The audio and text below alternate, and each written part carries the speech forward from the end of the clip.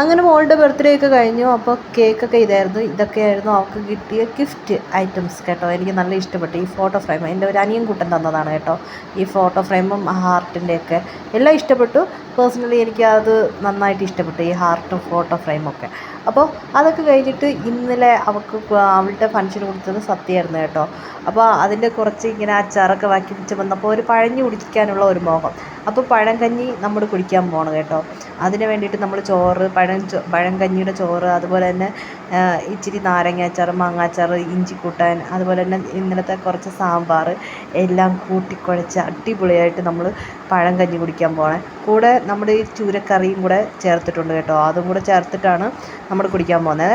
Evening ഒക്കെ ആയപ്പോഴത്തേനും നമ്മൾ കുരിശുമല പോയിട്ടുണ്ടായിരുന്നു. കാരണം എക്സാമൊക്കെ കഴിഞ്ഞ് ഹാപ്പിയായി.